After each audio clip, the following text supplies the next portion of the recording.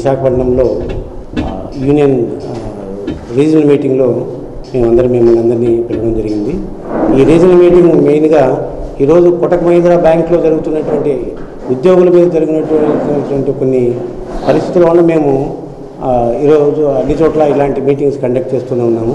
మీకు అందరికీ తెలుసు 2014లో అప్పటి ఐఎన్జీ వైశ్య బ్యాంక్ను కోటక్ మహీంద్రా బ్యాంక్గా మర్జ్ కావడం జరిగింది.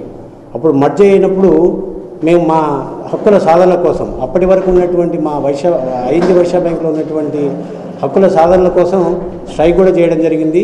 ఆ స్ట్రైక్ పరానంతరంగానే ఆ రోజు ఉన్నటువంటి కోటక్ మహీంద్రా బ్యాంక్ మాకు మర్జర్ చేస్తూ ఆ రోజు ఉన్నటువంటి ప్రతి ఒక్క సర్వీస్ కండిషన్ అన్నింటినీ మేము అలాగే కంటిన్యూ చేస్తామని మాకు ఒక అవగాహన ఒప్పందం కూడా చేయడం జరిగింది. కానీ గత 3 సంవత్సరాల్లో ఈ కోటక్ మహీంద్రా బ్యాంకు మేనేజ్మెంట్ ఆ అవగాహన ఒప్పందంలో ఉన్నటువంటి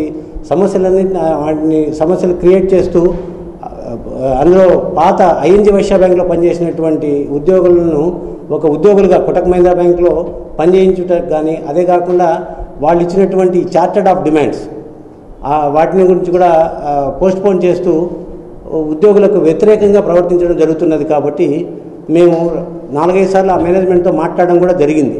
అయినప్పటికీ వాళ్ళు మేము చెప్పినటువంటి మా డిమాండ్స్ను పరిష్కరించకుండా ఏదో విధంగా కాలయాపన చేయాలని ప్రయత్నిస్తున్నారు. కానీ దీన్ని ఒక సామరస్య రూపంగా సెటిల్ చేయాలని చూడడం లేదు.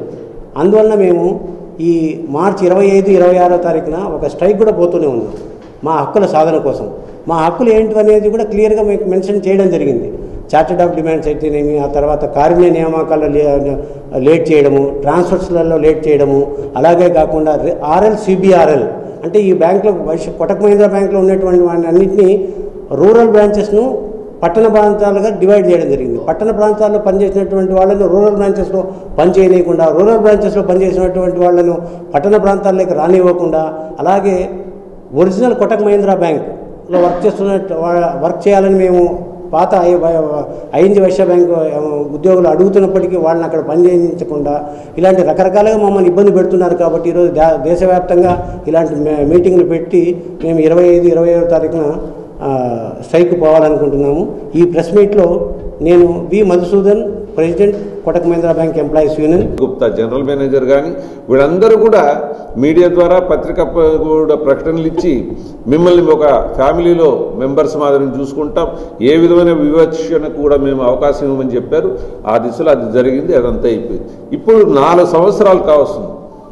ఈ 4 సంవత్సరాల్లో క్రమేణా వాళ్ళు ఈ చాప కింద నీరు మాదిరి మా ఒక సెటిల్మెంట్స్ను తూట్లు పడడం మొదలుపెట్టారు.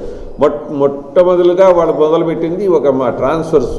దాదాపు మా దగ్గర 28 ఏళ్ల ఒక ఇది ఉన్నదన్నమాట, ఒక సెటిల్మెంట్ ఉంది. ఒక ట్రాన్స్ఫర్స్ పైన నిర్దిష్టంగా ఏ ఎంప్లాయీని ఏ విధంగా చేయాలి, ఒక మెట్రో నుంచి ఎట్లా బయటకు పంపించాలి, అర్బన్ సెంటర్ నుంచి ఇంకో సెంటర్ నుంచి ఇలాంటివన్నీ ఉన్నాయి.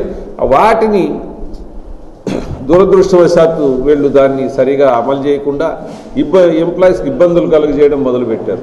అదే రీతిగా మా దగ్గర కంపాషనేట్ అపాయింట్మెంట్స్ అని ఉన్నాయి. ఎవరైనా చనిపోతే మా ఎంప్లాయీస్ 3 నెలల లోపల వాళ్ళ డిపెండెంట్స్ ఎవరైతే ఉంటారో, భార్య కావచ్చు, పిల్లలు కావచ్చు, వాళ్ళకు ఉద్యోగం ఇవ్వాలి. అలాంటిది ఈరోజు వాళ్ళ ఇష్టానుసారం వాళ్ళ టైం తీసుకోవడం, కొన్ని సందర్భాల్లో సంవత్సరాలు జరిగేటువంటి పరిస్థితి కూడా నిర్మాణం అవుతుంది. అదేవిధంగా ఈరోజు మాకు ప్రమోషన్స్ ఉంటాయి. క్లరికల్ నుంచి ఆఫీసర్ అని, మన సబ్ స్టాఫ్ నుంచి వాళ్ళు క్లర్క్ కావడం, తర్వాత పార్ట్ టైం ఎంప్లాయీస్ వాళ్ళు సబ్ స్టాఫ్గా, ఇట్లా వాళ్ళు కూడా పాపం లైఫ్ లాంగ్ ఒకే పొజిషన్లో ఉండాల్సిన అవసరం లేదు. మా కమిటీ, మా మెంబర్స్ అందరూ కూడా ఇది ఒక ప్రారంభం. రేపు 25-26 తేదీ మార్చిన ఏదైతే మేము సమ్మె చేయబోతున్నామో ఇది ఒక ఆరంభం మాత్రమే.